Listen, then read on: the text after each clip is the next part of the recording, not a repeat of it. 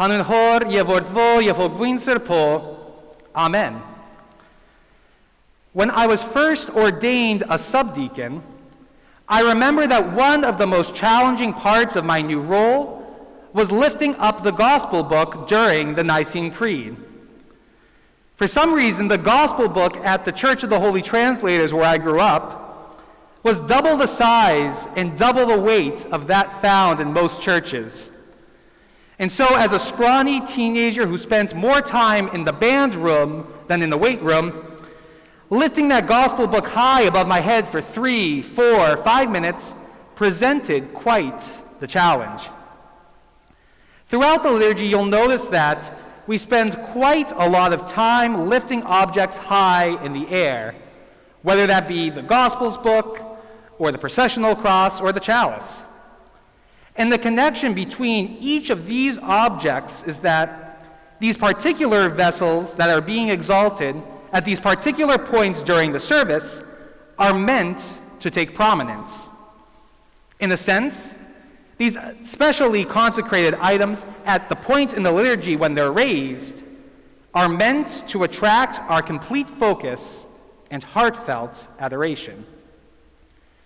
This action of lifting up special objects to bring our attention to them and to display their importance is not simply something that we do in religious services, but also in secular ceremonies.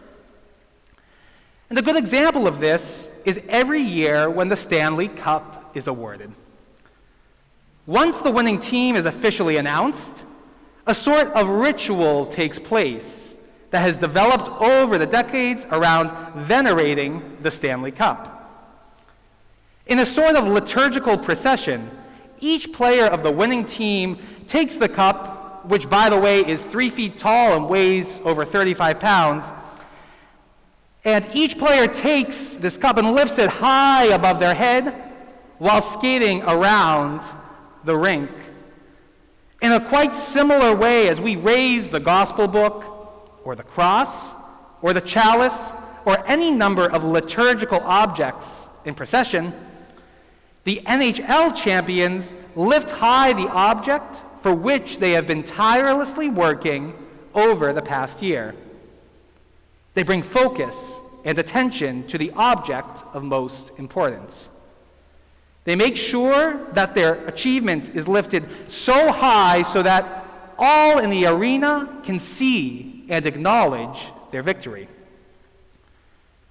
Those things that we choose to lift up high, whether literally in the cases of the Divine Liturgy and the Stanley Cup, or figuratively in terms of the things that we give prominence to in our lives, the things that we focus on, the things that we want the world to see as our greatest treasure and most significant accomplishments, whichever things that we choose to lift up are those things that direct the course of our lives, that will guide our every step, that will influence the way that we think, that will frame all of the ups and the downs within our journeys, and that will ultimately be the things that make our lives worth living. As Christ says, where your treasure is, there will your heart be also. We get to choose which things we will lift up in our lives as the most important, most central, and most precious. And the world gives us many choices to choose from. Do we lift up our possessions as the most important thing? Do we prioritize our careers as the most central thing? Do we hold up our children as the most precious thing? How we answer these questions will radically transform the trajectory of our lives. And in today's reading from the Gospel of John, Christ gives a very direct answer to the question of what one thing is worth being lifted up as the most important, central, and precious of our lives. And one of the most famous verses of the Bible from John chapter 3, Christ says that as Moses lifted up the serpent in the wilderness, so too must the Son of Man be lifted up, that whoever believes in him may have eternal life. Here, Jesus Christ talks about himself being lifted up, about himself being that most high thing upon which all eyes would gaze. Those who heard Christ's words, that he would be lifted up, that he would be exalted among them, would have likely imagined him being lifted up on a throne as a king after winning a difficult battle, that they might look upon him and give him glory for his victory. And yet, when Christ talks about being lifted up, he's referring to being tortured, mocked, spit upon, and ultimately to being nailed to and lifted up on a wooden cross for all to look at him in disgust and in pity as he slowly dies in their presence. When we see the gospel book being lifted up, we see the golden cover and the ornate images of the evangelists. When we see the chalice being lifted up, we see the beautifully embroidered cover on top of a bejeweled goblet. When hockey fans see the Stanley Cup being lifted up, they see a shiny display of history with hundreds of names of victors engraved upon it. And yet, when we see Christ being lifted up through the accounts in the Gospels, we see a poor rabbi who has ended his 3-year ministry with being abandoned by his students, with being ridiculed by his government, and with being rejected by the world. I think that for most of us, being executed by the state in a public spectacle would not fit our definition of victory. Indeed, Christ's victory on the cross is a victory quite different than the winds of the world. It's not a victory that he has taken for himself, but rather a victory that he has given to all. He has given away all glory and honor that is due to him as the creator of all that exists.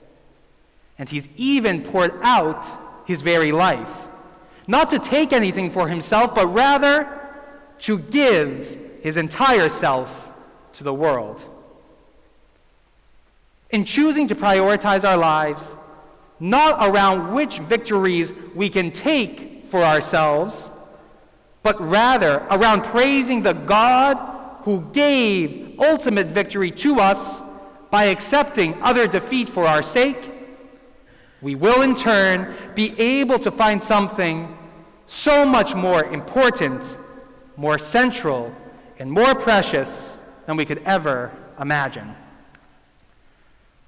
When Christ came to this world, he didn't seek a trophy or a crown to be lifted up as the prize for all that he had done.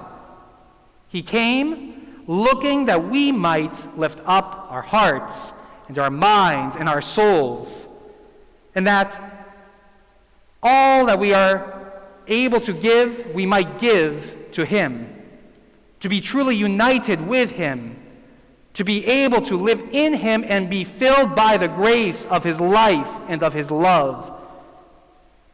When we lift ourselves up in this way, when we lift ourselves up toward him, he in turn looks at us as the most precious thing. He sees us as the trophy that he worked for all season. He'll look upon us and show us to the world as that thing that made all of the blood and the sweat and the tears of his sacrifice for us worth it. All of this being said, a very simple question remains. What will we choose to lift up in our lives? What will be that one thing that we'll choose as the most important thing? Christ is calling each of us today to accept the gift of him being lifted up on the cross for our sake as the most important thing. as the thing that we look up and focus on, as the thing that gives purpose and direction and meaning and joy to our lives. By keeping our eyes lifted toward Him and lifting our whole selves toward Him, let us come to see the true victory that emerges from Christ's apparent defeat. Let us allow Christ to come to lift us up in His victory lap in the joy of the ultimate victory that He won for us. And with our minds and our hearts raised up high, let us offer praise and glory to Him with the Father and with the Holy Spirit, Aizim Yevmishev Havidianis Havidenitz. Amen.